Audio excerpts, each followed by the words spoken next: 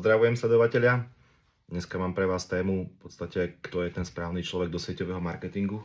Samozrejme, že za tie roky praxe, ktoré mám, tak neviem úplne presne ani ja vám povedať, že kto by bol najlepší. Mojimi lídrami sa stali ľudia, ktorí naozaj robili manažerskú pozíciu prakticky predtým, než začali robiť sieťový marketing. Mojimi lídrami sa stali učiteľky z materskej škôlky, mamičky na materskej, vojaci, štátna správa, drobní živnostníci, priatelia a občas sa nájde aj človek, ktorý preskočil z iného sieťového marketingu, aj keď je to skôr ojedinelé. Ako k tomu dôjsť, kde týchto ľudí nájsť, to sú tie otázky, ktoré dostávam veľmi často. Ako si čo najlepšie vybrať a čo najrýchlejšie, aby ten človek bol, pretože na tom vašom prvom človeku naozaj záleží, ako sa odrazíte. Či vás ten obchod bude baviť skôr, keď tie body budú, keď budete mať človeka, ktorý bude chodiť s vami na semináre a všetko je oveľa lepšie a rýchlejšie samozrejme, ale nie je to úplne také jednoduché. Hej. To dve videá pred týmto videom bolo, že v podstate ako začať sieťového marketingu a bod číslo 2 bolo vypísať si menný zoznam, napísať si do neho ľudí, ktorých poznáš, s ktorými sa vlastne zdravíš, s ktorými si týkáš, dajme tomu, by bolo úplne ideálne. Hej, a týchto ľudí by človek mal naozaj poznať, keď sa budem opakovať 200 určite, pokiaľ ich chce napísať. Hej.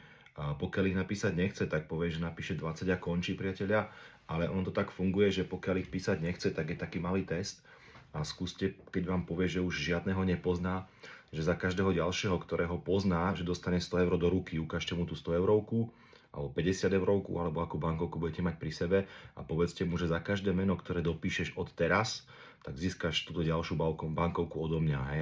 A vtedy tí ľudia by možno písali aj do večera a zrazu by ste reálne zistili, že koľko tých ľudí poznajú a na koho všetkého si spomenú. A takto isto by ste s takýmto nejakým zanietením, že každý ten jeden človek je jedna tá bankovka, mali vypísať ten svoj menný zoznam. Samozrejme, čo vám môžem garantovať, a naozaj sa mi to u veľa ľudí potvrdilo a potvrdilo sa to aj u mňa, a to je, že v každom jednom mennom zozname, pokiaľ tam je napríklad tých 200 mien, sa nachádza minimálne jeden líder. Hej. Vždycky tam je proste, a dovolím si povedať, že toho svojho prvého lídra aj poznáte a veľmi pravdepodobne si s ním aj týkáte. A veľmi pravdepodobne nebýva ani ďaleko od vás. Hej. Akurát veľa ľudí stane sa, že ten prvý menný zoznam prebehnú veľmi rýchlo, niektorých ľudia ich pošlú preč, alebo v podstate im sprezentujú svoj obchod a nie je to pre nich, ale potom sa už za ním nevrátia druhý, tretí, štvrtý alebo piatý krát. A čo si myslím, že je obrovská chyba, lebo tí ľudia naozaj tými lídrami sú, len boli oslovení v nesprávny čas, alebo možno vy ste tomu obchodu ešte až tak nerozumeli a nevedeli ho nejakým spôsobom sprezentovať pred tým človekom. A preto vám hovorím, že naozaj pozrite sa a vráťte sa do svojho prvého menného zoznamu, vy, ktorí ste prakticky dlhšie v tomto obchode, a začnite zase od prvého mena, choďte pomaly a postupne, pretože týchto príhod ja poznám niekoľko.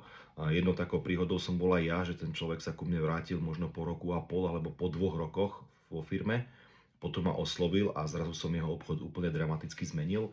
Takisto môj prvý líder, v podstate, keď tak zoberiem, alebo jeden z mojich lídrov bol v mojom prvom mennom zozname a naozaj dlhú dobu mi robil takmer 50% môjho obratu, ale oslovil som ho 9 krát a trvalo to 2,5 roka, kým sa naozaj reálne zaregistroval a začal robiť. Hej. Čiže, ako hovorím, ak ste v tomto obchode dlhšie, naozaj v tom vašom mennom zozname, v tom prvom, pri tých prvých 200 kontaktoch sa jednoducho nachádza ten váš líder, len ho možno prechádzate a čím ste dlhšie v tom obchode, tak tým si dávate rôzne filtre nad tvár proste a ten by to určite nebol, za ním som už bol, však nechcel, ten má dobrú prácu, hej, alebo ten nemá prácu, ten nemá žiadny voľný čas, lebo má veľa záľub proste a sami sebe si vďaka tomu filtru vysvetlíte, prečo by to ten človek robiť nemal. Ja keď si spomínam, v čase, keď som ja začínal, tak v tom čase som zarábal 1000-1100 eur, čo pred 15 rokmi znamenalo, ako keby ste dneska zarábali 3000 eur. Čiže ja som zarábal dobre, mal som asi 6 alebo 5 alebo 6 rôznych koníčkov. Naozaj za spomenutie možno stojí futbal, ktorý som hrával 3 krát do týždňa alebo 4 krát.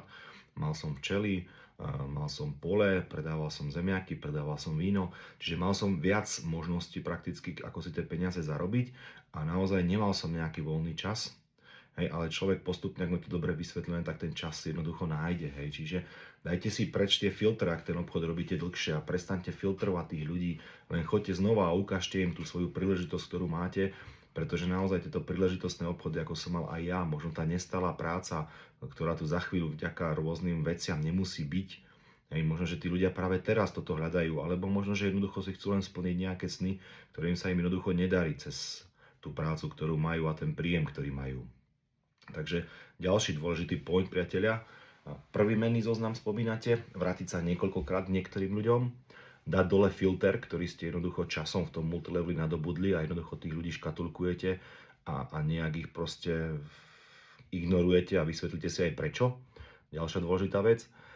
No a potom samozrejme sú nejaké kritériá, ktoré by som doporučoval, ak ten menný zoznam je čerstvý, ak s ním len začínate a ste v tom obchode krátko, možno by som si tých ľudí prešiel od prvého do posledného a dal by som si nad nich možno nejaké také bodky, krížiky alebo proste čo chcete, nejaké tie punktíky. A to znamená, že možno, že ten prvý bodík by som si dal na človeka, ktorý má nejaký zdroj príjmu. To znamená, je zamestnaný, má možno nejakú rentu alebo proste má nejaký dôchodok alebo niečo podobné.